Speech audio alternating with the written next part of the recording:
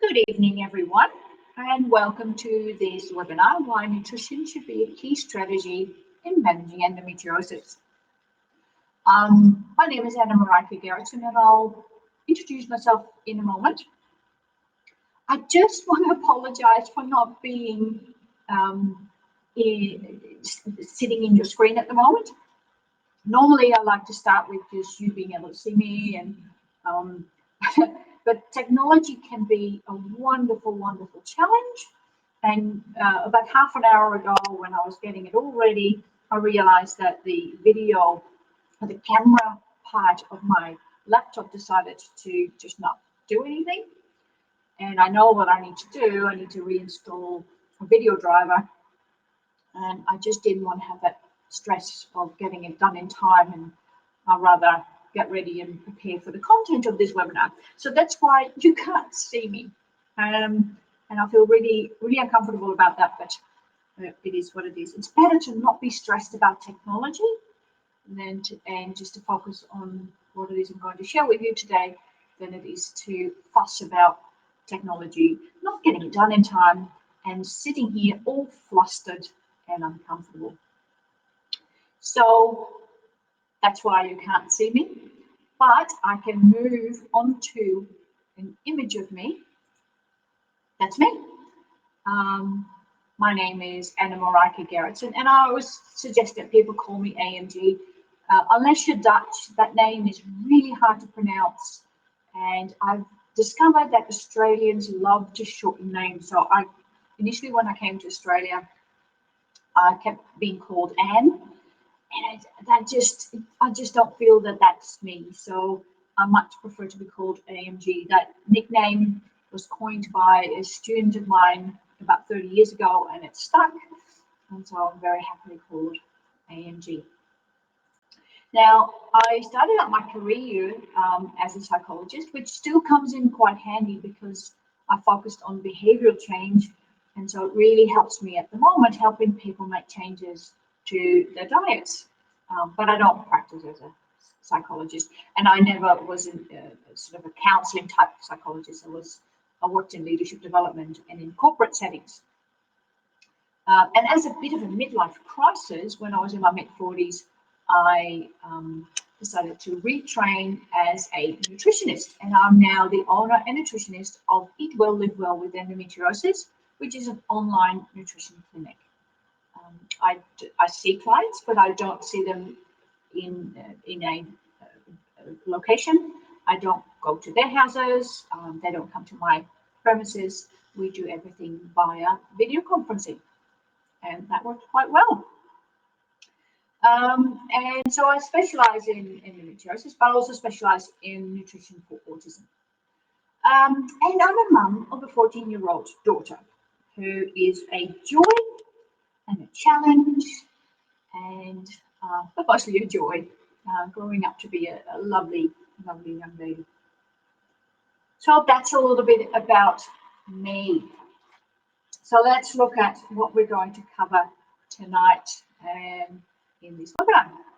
So why am I interested in endometriosis? Because I have to be honest and say I don't have endometriosis. I'm now menopausal, so I'm beyond these sorts of things. But I never had endometriosis, and to be honest, I didn't know anything about it until I was studying nutritional medicine, and a lot of the case studies that we were required to work through had endometriosis as either the main focus or as an element in them.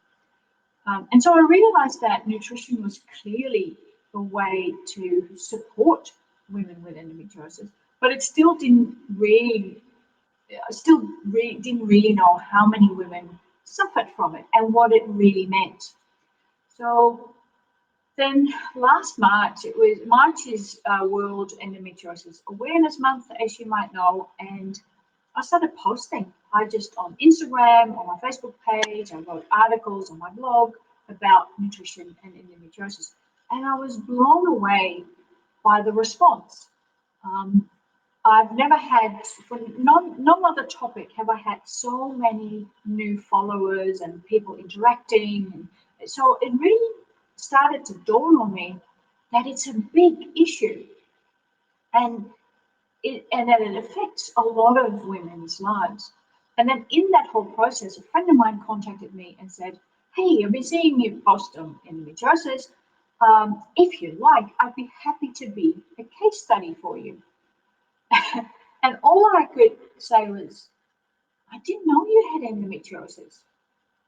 She said, yeah. Oh, yes, since my early 20s, and it was why we needed to have IVF to fall pregnant. And I went, oh, right. And it made me realize that, and the more I thought about it, and the more I talked to women about endometriosis, and just in general to women who have, about periods and health, and it's not something that we talk about.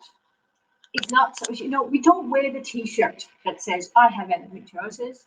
And we assume that our symptoms it's just the way it is. It's normal. We assume if you have pain that all women who have periods have pain.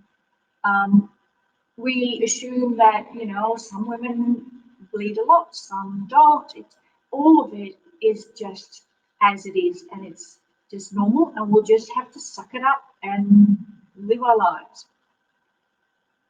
And that's unfortunate, because nothing much about endometriosis is normal. And it takes such a long time for women to be diagnosed, and I hope that your journey has been less frustrating and less long, but for most women, it takes 7 to 10 years to be properly diagnosed with endometriosis. That often is after they've already had years of suffering. So some women would have started having endometriosis symptoms when they were 12 or 13, when they started their periods, and they may not have been diagnosed until well into their 30s. So that is a long time of just suffering, and not being able to fully participate in everything that life has to offer. So when I started to realize that, and knowing that nutrition can have such a beneficial impact on endometriosis, I thought I needed to do more about it. And so that's why I looked more into it. I studied it more, and it's one of the things that I specialize in. So 25% of women who are infertile 25% of women with endometriosis, are infertile. And that's often the first time, that's when they get diagnosed, because they've been trying to fall pregnant, doesn't happen, their GP sends them on to a gynecologist, then there is some further investigations, there might be a laparoscopy, and then they go, you have endometriosis.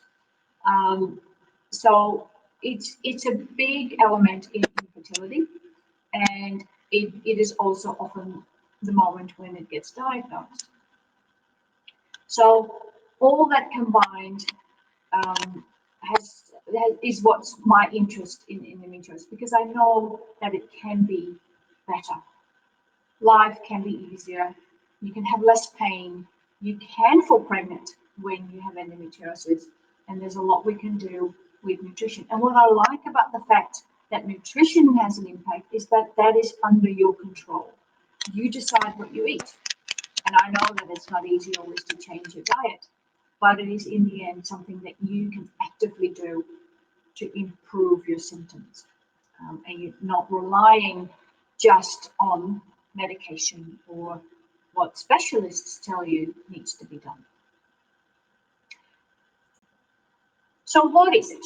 Now, you probably know what it is if you have it, and so I won't go into much detail, but I just want to highlight a few elements that are key, because it helps us with what we're going to talk about in terms of nutrition.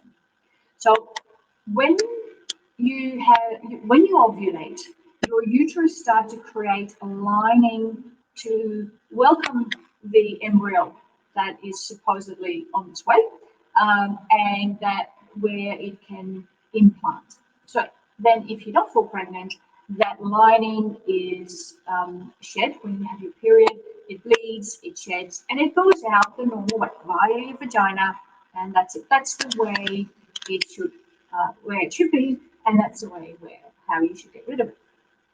Now, when you have endometriosis, there's also endometrial tissue outside the uterus. Now, there's many different theories as to why that is, and until we have good, solid scientific evidence supporting certain theories, I'll stay away from what the various theories are. So we don't really know why that happens, but we know that it does. And so endometrial tissue can be found most often on ovaries, on fallopian tubes, but you can find it it's found on bladders, on your bowel, on your spine. It's been found in lungs. So in the whole abdominal cavity, that endometrial tissue can find places to attach itself. And then when you have your period, that tissue acts exactly the same way as the endometrial tissue within your uterus. So it bleeds and it sheds, but it has nowhere to go. So it floats, the blood and the tissue floats about in your abdominal cavity and pelvic cavity, where it can sort of, to put it a little bit bluntly, bump into organs there. That causes reactions because that's not what's supposed to happen. Your body produces chemicals that create pain, and it kicks all sorts of other processes into gear that are not supposed to be happening. So that's kind of how endometriosis develops. And then for some of you, for many of you, though that tissue and blood then sort of gets encapsulated together, and you get these cysts in the endometriomas that you may have to have removed. And in fact, my friend who contacted me, that's how she discovered she had endometriosis, because she looked pregnant, and then when that was investigated, she had 2 endometriomas the size of mangoes that needed to be removed. So that's how they discovered that she had endometriosis. And then the whole process starts again. If you have them removed, it starts to grow again, and then over and over you might have to have operations. Now, the traditional way of looking at endometriosis is that it's a hormonal disease. Like most diseases related to menstruation, it's seen as an estrogen problem. Now, there is definitely estrogen involved, because it's the estrogen in your cycle that triggers the endometrial tissue to bleed and shed and try to be removed from the body. But it's not caused by estrogen. In fact, the whole disease is much more similar in how it develops and how it acts and how your body responds to it as inflammatory bowel disease. And so if we start looking at endometriosis as an inflammatory disease, it opens up a whole new way of trying to manage it and trying to reduce it and trying to make the symptoms less severe. And for me as a nutritionist, that's exciting, because nutrition has a major impact on inflammation.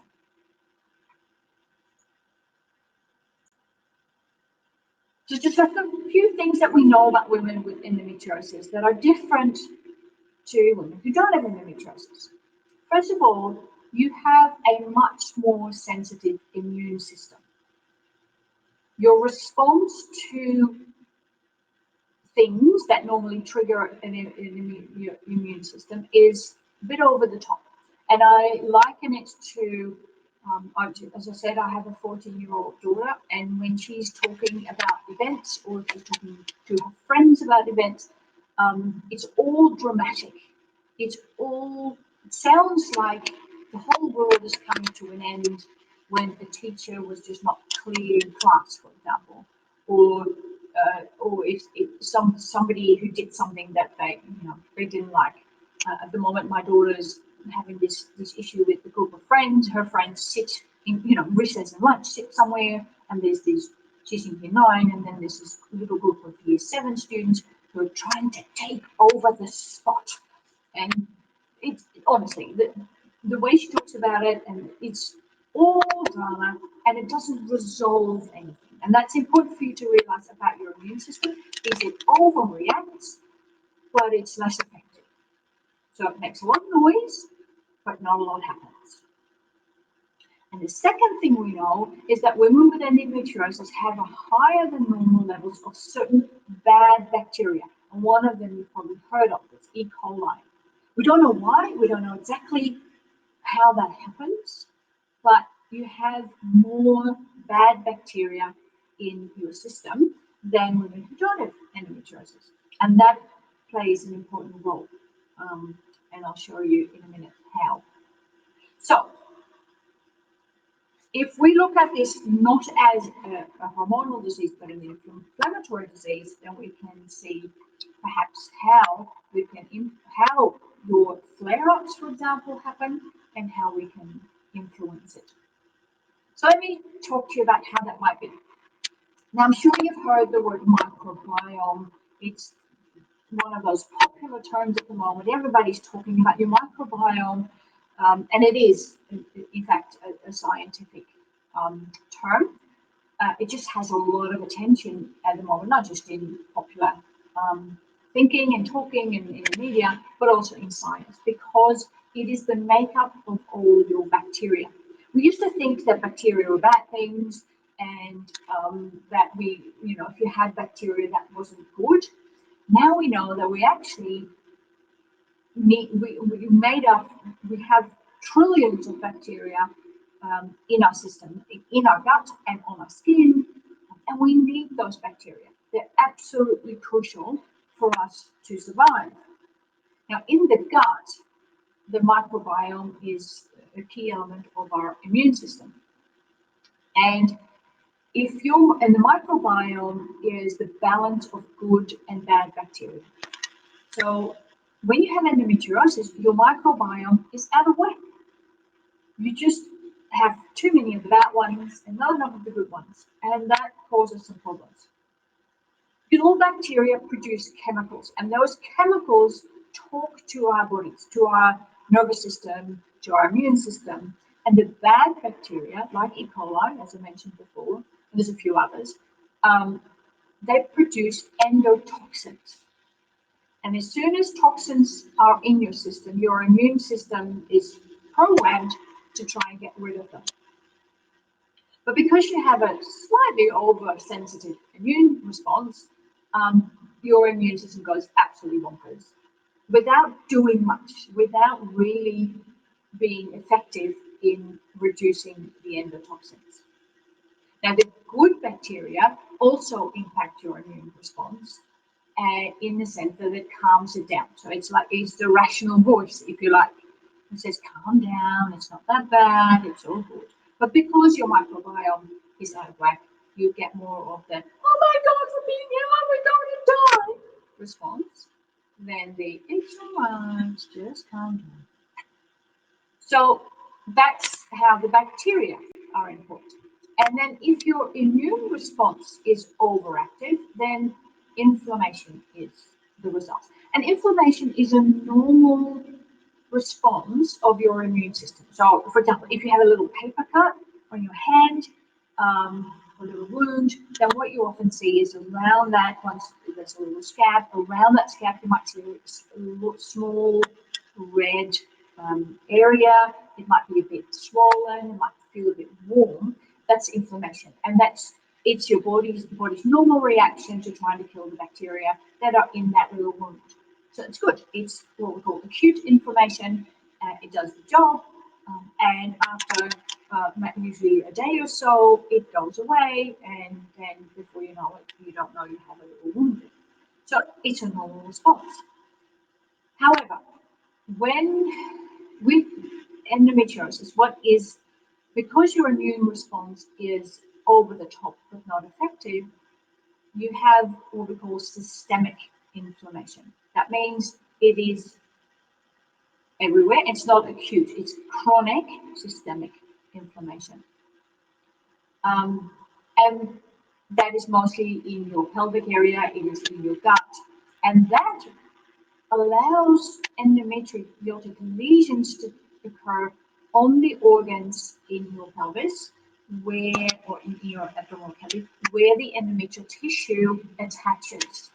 So then it irritates that area, and then when they get shed, you have little wounds, and so you get little scar tissue, and it's a little bit irritated, and there's this low level of inflammation, and it gets more inflamed, and it gets more inflamed, and then those inflammations lead to your endometriosis flare-up. So this is how your immune system and your microbiome cause inflammation that then creates all the symptoms of endometriosis. Now, I get excited by this, not because it's such a wonderful process, but because it means there's something we can do. And it's deceptively simple in its solution, probably not that simple in execution, but definitely the answers are there. So let's look at how nutrition can impact this process. And it can do that in 3 ways. The first thing that nutrition can do is impact the microbiome directly. Because the bacteria in your gut eat what you eat. So they need what you eat. The only way they can get food, really, overall, is based on what you eat. So they take their nutrients out of your nutrients. Good bacteria eat different things than bad bacteria. So if we change your diet to contain more of the food that your good bacteria need, then their colonies grow. So you get more and more of the good bacteria, basically overriding the bad bacteria. And if we reduce the foods that your bad bacteria like, then we're starving them, which is great because we don't want them. We don't want that many bad bacteria. We can cope with a few, but we can't cope with the amount that you have in your system at the moment. Unfortunately, our modern diet of convenience are perfect diets for the bad bacteria. Processed foods, high in sugar, high in simple carbohydrates. They're all perfect food for the bad bacteria.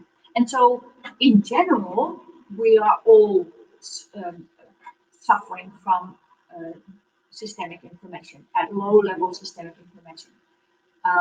But because your immune system is a little bit sensitive, you have it more. And because you have your body expresses that, and it's vulnerable to endometriosis. That's where that developed for you. But we all have it, unfortunately. And the more we eat convenience food, the more inflammation we have in general. And for some people, that shows itself in cardiovascular disease, or in metabolic disease, or skin problems, or there's a variety of ways that it shows itself. And for you, that is unfortunately endometriosis. So the first thing that we look at when we look at nutrition is, funnily enough, not nutrition for you, but nutrition for your microbiome. We want to make sure that we feed the good ones and starve the bad ones. The second way nutrition impacts is directly on inflammation. There are pro-inflammatory foods. So those are foods that actively increase inflammation that's in the body. So it's like it's adding fuel to the fire. And so those foods need to be removed because we don't want to unnecessarily increase inflammation. And we also have anti-inflammatory foods. Those are foods that actively reduce inflammation in the body, that fight against inflammation. And so we want to have more of that and less of the foods that fuel flames. So the first thing I always do with clients who look to use nutrition to manage their endometriosis symptoms is to go on an anti-inflammatory diet. So we take away the foods that we know increase inflammation. And what's interesting is that probably the key foods to remove from the diet, which seems to be the most pro-inflammatory for most women with endometriosis, is gluten. And you may know that people who have celiac disease can't have gluten. That's because they are allergic to gluten. Women with endometriosis are not allergic to gluten, but they are intolerant or sensitive to gluten.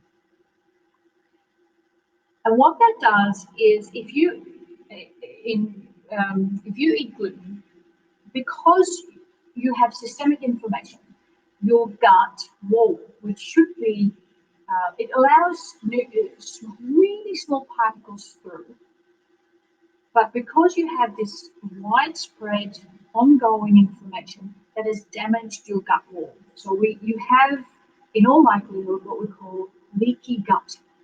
And that means that there are little holes in your gut wall. So we're talking about your intestines mostly, where if you eat gluten, and gluten is a protein, and that's in bread, it's in pasta, it's in anything that has wheat, and it gives all those things, the stretchiness that we like to have in bread and pastas and things. So it's a protein, and normally our bodies need to break it down into really small particles, and then it can do something with it. But if you have leaky gut, it doesn't need to be broken down that far, and so it can leak through too quickly. And the particles that are allowed to go through your gut wall are two lines, and they get into your bloodstream. And the effect that those half broken down gluten have in your bloodstream is the same as opiates. So I don't know if any of you have ever been on morphine, but they have a similar effect on your brain. And so if you, for example, find that you're very foggy in your head fog as part of your endometriosis, which is general headaches, or and also intestinal and digestive problems like bloating, then you will notice a big improvement when you take out gluten. The other thing that those particles in your bloodstream do is, guess what? They trigger your already very, very sensitive and overreactive immune system. So that immune system goes absolutely bonkers and going, oh, we've got invaders, and it goes, oh, we need to remove, but without doing anything productive. And so that increases the inflammation even further in your body. And now you know that increases the problem with your endometriosis, but it also further damages your gut wall. So it's a vicious circle of more inflammation, more leaky gut, more inflammation, and more immune response, and it just keeps feeding itself.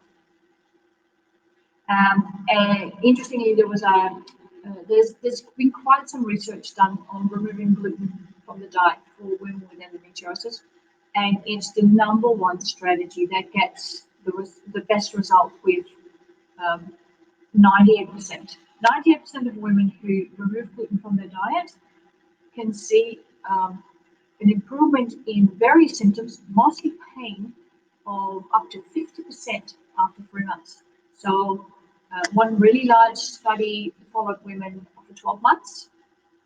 I think they were nurses, and they noticed that at the end of the 12 months, 98% of the women who had endometriosis had a 50% reduction in pain, plus many other symptoms. And nobody got worse, and it was only a few percent of women who didn't notice a difference. And that was just about removing gluten from the diet. And it's interesting because our bodies don't need gluten. It's not something that provides us with anything. It's in foods, but it's not something that our body needs to function. So we can quite easily remove it from the diet. The only problem is, and I'm always very careful when we remove foods to make sure that you don't then lose out on very important nutrients. So, for example, because gluten is in bread, and for most of us, bread can be the main contributor of fiber in our diet. You could well don't get enough fiber, and fiber is food for the good bacteria. So it is a tricky process of making sure that what you eat is still giving you everything you need. But removing gluten is definitely can make a huge difference. In fact, one of my clients recently sent me an email. She just started on the program with me, and she had only been on the diet, the anti-inflammatory diet, no gluten, plus a few other things, but no gluten, for a day and a half. And she said after she sent me an email, said, "I've just been on it for a day and a half," and I'm like, "Oh my God, just a day and a half." So for some women, it can have really quick results, but that's not normal. For most of the women, it takes a little bit longer for it to take effect. But it's definitely the key element. So if there's nothing else you do, and you take that away from this webinar, is try to remove gluten from your diet. And if you want to find things that you can eat, you just Google a celiac diet, because that's basically a no gluten diet. There are a lot of recipes out there that are gluten free, and see how you go. Try it, because it really is a major contributor to your inflammation and therefore to your symptoms. So an anti-inflammatory diet is definitely the first step to take to start to reduce the systemic inflammation that causes the endometriosis symptoms. So the third way, so we've had the microbiome and the inflammation. Nutrition can also directly impact the immune response for some of you, not everyone.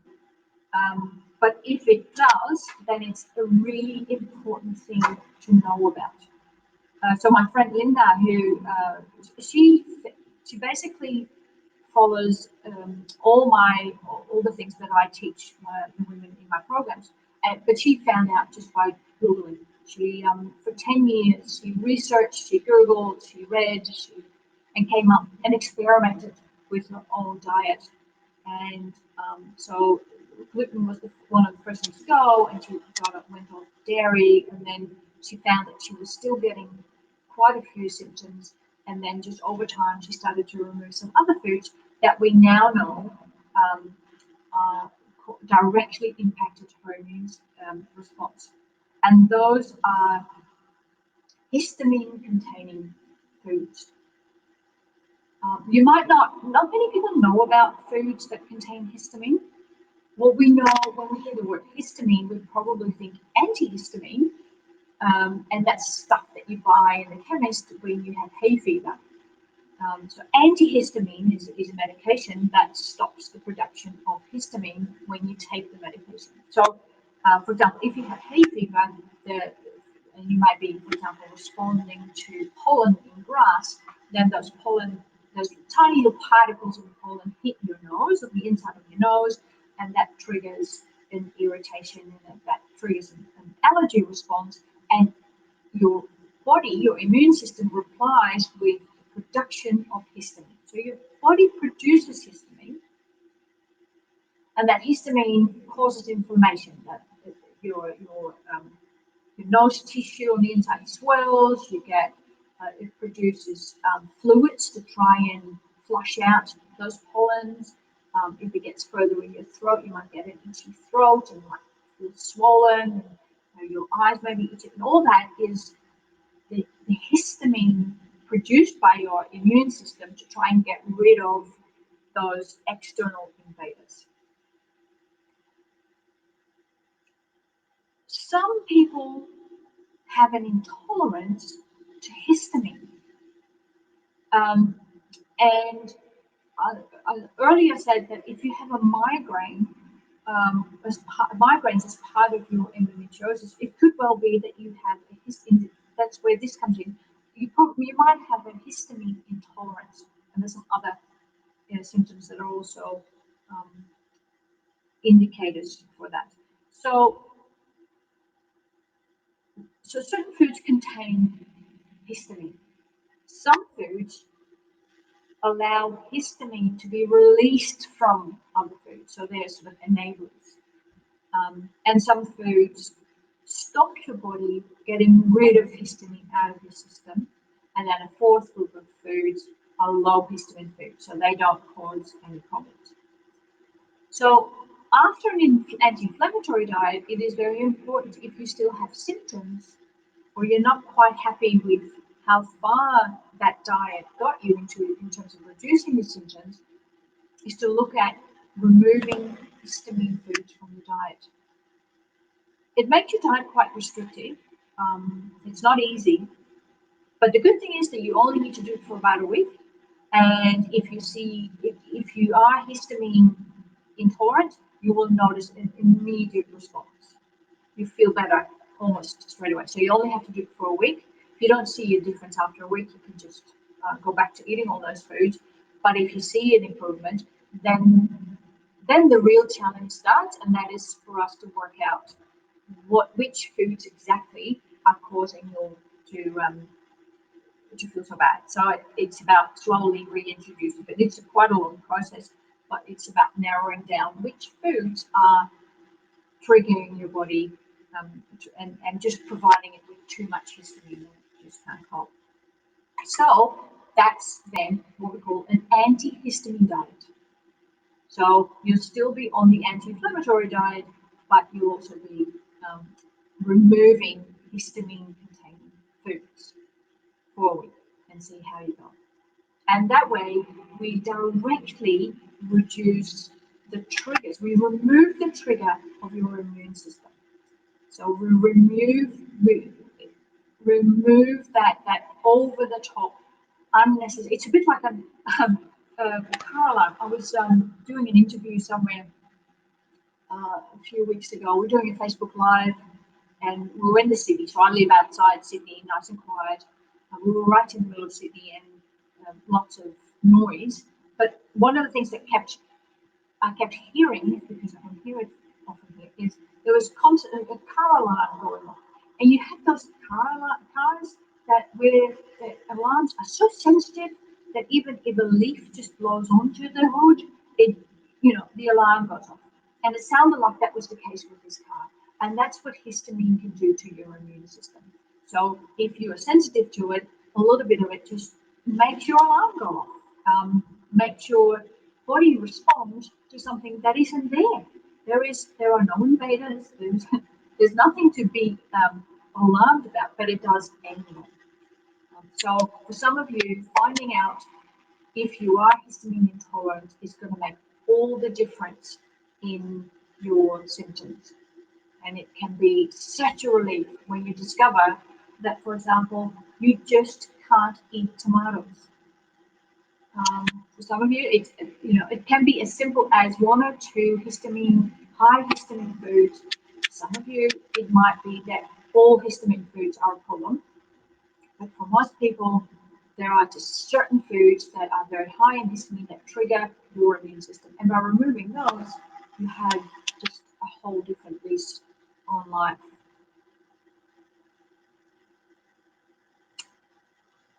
The last thing where we can look at nutrition is in the form of supplements. Now, supplements are not something that, they're not like medication as such.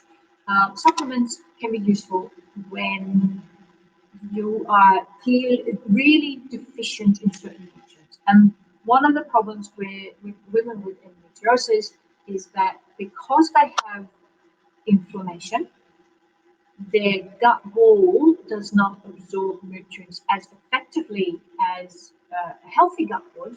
And so most women with endometriosis are deficient in quite important nutrients. So it would be very beneficial to start on some supplements to get you back up to normal levels, and then through your changed diet, once you're back to good healthy levels, you sort of wean yourself off the supplements and let diet take care of your health from then on. There are also some other nutrients that are specifically beneficial for endometriosis and in reducing the inflammation, and then you take those supplements as a therapeutic dose, so to really cure and heal. But again, for a certain period of time, but not for long. So, for example, probiotics can be really beneficial to quickly address the microbiome. So if you want to do that through food, you can do that by really eating lots of the food that the good bacteria need. But you can really kickstart that whole process by taking probiotics.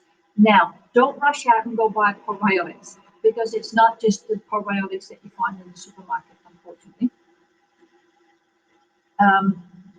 Not all probiotics are the same, and there are two strains of probiotics that have been found to have a really clear beneficial effect for women with endometriosis, and they're usually not the ones that you buy in the supermarket.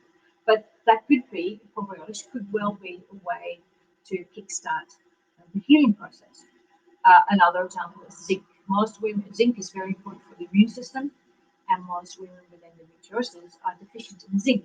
So we could look at taking zinc supplements. Again, don't rush out to go and have zinc, because the symptoms of zinc deficiency are unfortunately the same as zinc toxicity, and it's very easy to have too much of it and then in more trouble. So don't just go out and I'm just using these as examples and not as recommendations.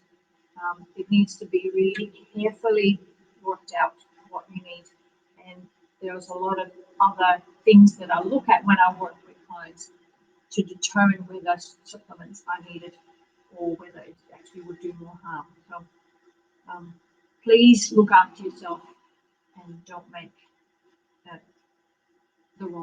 don't make rash decisions thinking that will do the trick. The only thing that I heartily recommend is that you go off. That won't harm you at all. In fact, I'm willing to bet that you'll feel a heap better. So just to summarize, the 3 ways that nutrition can help your endometriosis, improve your systems, and really in a lot of research it has shown a 50% reduction in pain over 3 months if you use nutrition to manage your endometriosis. And I'd just love for you to ponder what that would mean to your life if you had only half the pain that you have now, not to mention reduction in other symptoms. So it impacts your microbiome. So our bacteria eat what we eat. Certain foods will grow the colonies of bad bacteria, and others the good bacteria. If we take out the foods that the bad bacteria love, we starve them, and therefore we'll have a healthier balance of bacteria, which means less triggering of your immune response. That means less inflammation and less endometriosis. The second way that nutrition can impact your endometriosis is directly onto the immune response by removing histamine-containing foods. And if that is something you are sensitive to, then you have an immediate response within a week. And the third way is general inflammation. Certain foods are pro-inflammatory, they increase the inflammation that's already there. Others are anti-inflammatory, they actively reduce the inflammation. So when you start to look at nutrition for endometriosis, it's looking at these 3 over time. So if we used a 3-pronged approach to using nutrition, we will reduce the inflammation, we will calm down your immune response, and then over time we will reduce the opportunity for endometriotic lesions to occur. And that's what we're looking for, because the inflammation creates the opportunity, creates the irritation, creates I'm a bit of a gardener, and one thing that you always learn about gardening and weeds is that if you work the soil and you leave it uncovered, the weeds will love it and take over. This is kind of what endometrial tissue does. It loves the inflamed areas. It loves inflamed surfaces because it can sort of nestle in there. And so the less inflammation you have, the less opportunity there is for it to um, make itself at home there and create further lesions. Now, I can only imagine that for some of you, you've already looked at, being as healthy as you can, and you've looked for healthy eating principles to try and help with your endometriosis. Unfortunately, general healthy eating advice may not be healthy for you. In fact, some of the principles of healthy eating, if you look at the pyramid and all those things, they contain recommendations that actually make your endometriosis worse. So you may be thinking you're doing the right thing. You may be thinking that you are eating the right things, that you are being really healthy, and yet making your endometriosis symptoms worse.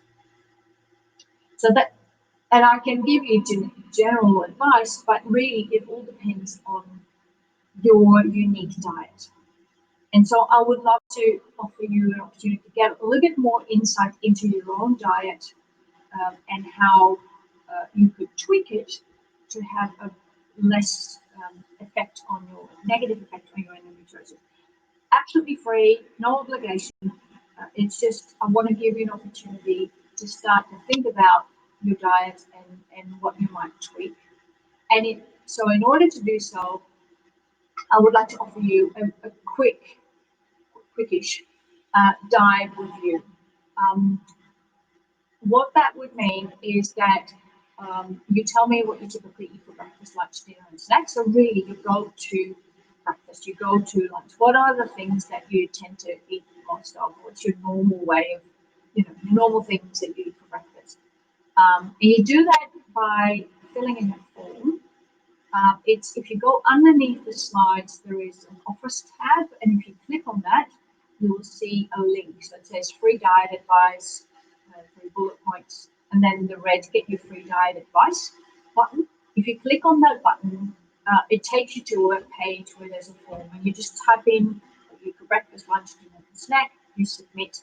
That then gets emailed to me. And then based on that, I will email you back. So one of the filters, I need your email address, obviously, otherwise I can't do much. I'll email you, I'll look at it, and I will get back to you by email and say, I noticed that in your breakfasts, you eat this. That is actually pro-inflammatory, or great, your breakfast is really great and anti-inflammatory, keep eating that, that's really helping. So I'll just review your diet and I'll point out what's really working, what's helping, and what you might change. And if you would like to have a bit more of a chat about it, then in that email I'll also give you a link to my diary, where you can book a free 30-minute exploratory chat to just talk about what I put in my observations and have a quick look at how you might be able to change a little bit what you eat to see if you can feel better. Now, I want to stress it's completely free, no obligation to sign up for a program or anything. You don't need to have to, I don't expect you to then work with me afterwards. If you want, that's fine, obviously, but that's not what this is about. One of the things that I feel really passionate about with nutrition is often, and that's not just for endometriosis, but for many, many diseases, it's the one thing that you can do. You, yourself, you have direct control over. Doesn't mean it's easy. I don't for a moment assume that making changes to your diet is going to be easy. I changed my diet completely in 2000, which is where my interest in nutrition started, after doing a nutrition program myself. And I know how hard it is, and still how hard it is to keep to a really healthy diet. And I know it's not easy, but I want you to start to look at how you can take a bit more control over your endometriosis instead of it controlling your life. The stories I hear about what it's costing women. I read an article somewhere that on average, it costs a woman $20,000 a year with endometriosis in medical costs, in lost income because they have to take unpaid sick leave. Um, it costs, and that's just financial, but it's also having to miss out on seeing your kids do things at school or sports events or performances. My daughter is a dancer, and the amount of concerts that I go to, I can only imagine if I had endometriosis, how many times I would have to miss it because I was just in bed, rolled up, impossible to do anything. Looking at nutrition, looking at what you eat is a way for you to take direct control. And that's why I'm so passionate about it, because it's something you can do every day, every meal. You can make, do something that can make you feel a little bit better. So if that is something that you're interested in, please click the link in the office tab, fill in the form. If all you want is my email, that's fine. You don't have to book in for an exploratory chat. If you want to have a chat, feel free. If you are interested in doing more work, let me know, but it's not what this is about. I want you to start to really consider nutrition as a way to take control and to start to improve your whole body's functioning by reducing inflammation, because that's at the core of endometriosis. The more inflammation, the more flare-ups. It is a direct relationship. So the more we can reduce the inflammation, the less flare-ups, the less symptoms. So take me up on that if that is something that you are interested in. If you have any questions, feel free to ask. I'm just going to see if there are any questions. If you have any questions, please use the tab questions. Should have said that at the beginning. I was still a little bit flustered about my video not working. So that where you have the office tab, there's also a questions tab. You could put a question in there. I'll give you a few moments for anybody who wants to ask. Because then what I can do is answer the question, click which question I've answered, and then in the replay you can go straight to the answer. It's really fancy. I don't see any questions popping up though, so I might just assume that there aren't any. But if you have any questions after the webinar, you can always contact me via email, and all you have to do is just reply to any of the emails you received about this webinar. So you can just reply and it comes straight to me. That's one of the advantages of just being a one-woman show. Everything comes to me, and you only deal with me. So if there aren't any questions, I want to thank you all for being here today and for taking some time to consider how diet can be a benefit. I wish you all the best, and please, if I can help you in any way, get in touch and start with your diet review. All right, that's it for me. Have a lovely evening and talk to you soon. Bye.